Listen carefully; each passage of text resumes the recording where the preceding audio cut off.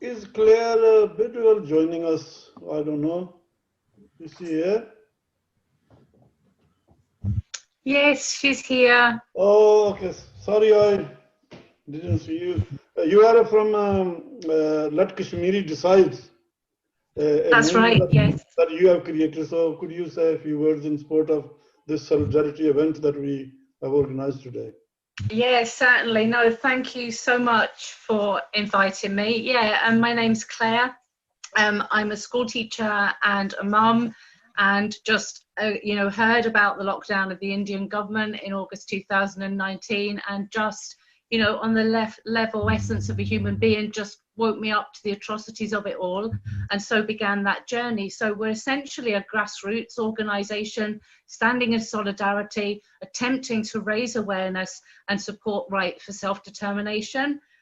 Our aims are, one of the key aims, and that's what's so fantastic about this conference that's been organised by Tariqi today, is that unity and the links and building bridges, that we're stronger together.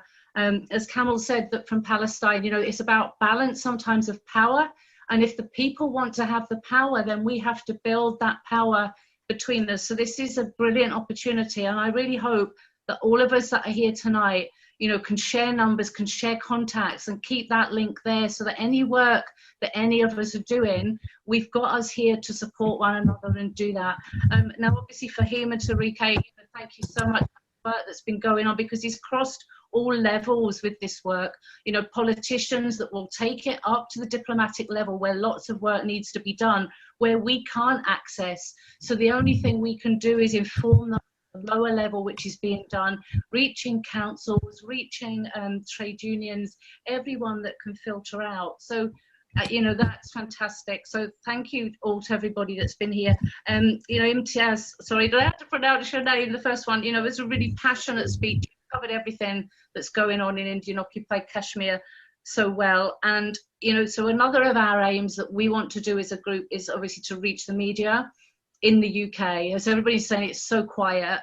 India as well, they've got their grip, this disinfo campaign, this power over economy is there in our media, and they're stopping these stories from getting out. So, or there's just COVID, I know, is out there, but there's that misbalance. So that's something I think we can all try and work out for, how to reach the media.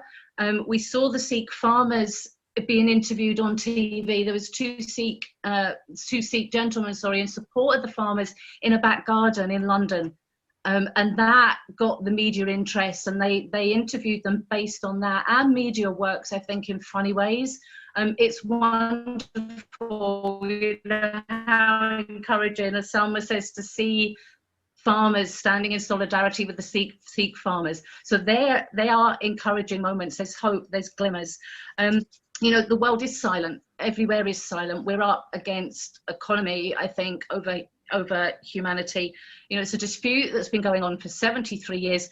And, my eyes were only open to it, the 2 years ago. So I've lived my life thinking that Kashmir was, about Kashmiri rugs and Kashmiri shawls. And I like to think I'm very well educated, but somehow this dispute also seemed to learning journey for me. It's tantamount to the work that everybody's been doing, that I've been able to learn so much because it's all there. So I'm trying to work in unity, let's say, with everybody. It's for the call for self-determination as a basic human right. Everybody should have the right to determine their own future. I work with as many people as I can. So Palestinian activists as well, we're linking through, because I think we can. We've all got, there's common causes there where we can all come together and build a movement to support one another. So, I mean, the likes of, the shocking side of it. And what happened to me last night was I saw a tweet on Twitter, and my heart went out to this lady, a white Western lady. I'm not sure if she was American or UK, but she was asking people, please pray for my daughter. She's fallen, she's hurt her head, she's got brain damage, and she's in the operating theatre. Now, that lady has had something like 55,000 or 255,000 retweets. Lots of prayers, and obviously I think I liked it and I retweeted it.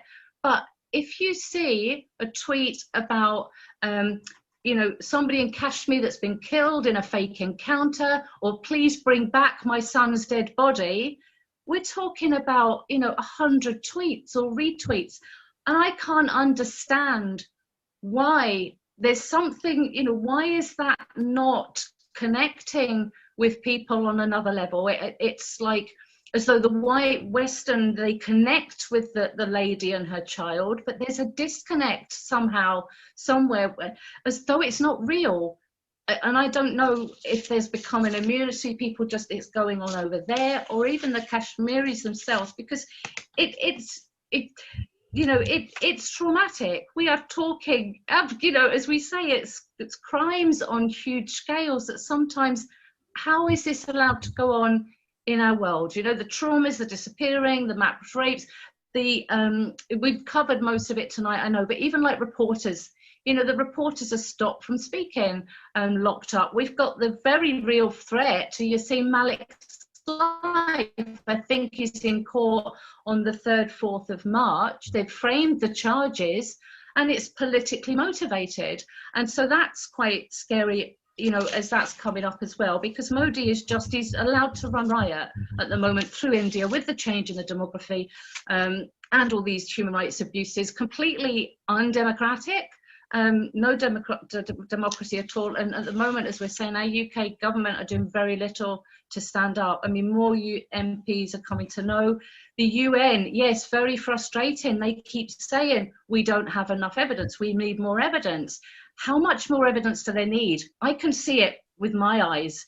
And so sometimes I think you know, there's a real frustration. And then, of course, okay, we'll get the evidence. We're not allowed in. So it really is ridiculous. You know, I think sometimes we can get so ensconced in it and we're battling within this, and then, but when you stand back and look at it, what's wrong with our systems? What's wrong with, what is wrong?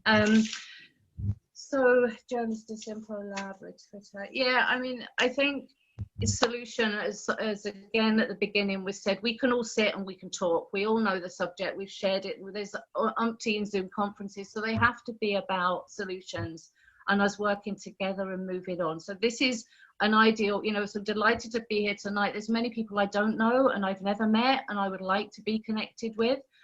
So if you can reach out to me or get my number off Fahim, that, you know, that would be wonderful, because I think that's a big thing to do in here. And it is, you know, it's about campaigning. For me, campaigning through the common person. We need to come out of what I call sometimes the Kashmiri echo chamber. We end up with preaching to the converted, we're talking to ourselves, and we need to come out. We need to find the things that are going to get us out, because this is about humanity. It's not, I know, you know, there's religion in there and the Islamophobia, but we're all humans on the same planet, and somehow we have to find the solutions to this, you know, for justice. And obviously there's lots of different keys for it, working at different levels with different people. And sometimes I wonder if the answer maybe will come from somewhere where we least expect it, which is why it's always worth, you know, it's that determination, as somebody says, to keep going. It's not gone on this long for no time, you know, but we are running out of time if things don't happen soon. Modi's moving through Kashmir so fast. But we know he's breaking international laws. We know he's breaking the Geneva Convention. There has to be somebody somewhere that will do something. So, I mean, here we can pressure our UK government. That's our job here. We can try and raise awareness amongst the UK public. This is where we can do our work and we can build. And if we can unite and share work and come together for that, then I think that will bring us power you know, in terms of, yeah, just unity, and unity is strength, and working together for that and keep looking for the solutions. Because Kashmiris they were promised their right for self-determination. They were partitioned through no, you know, fault of their own. And in some ways, the solution is actually very, very simple.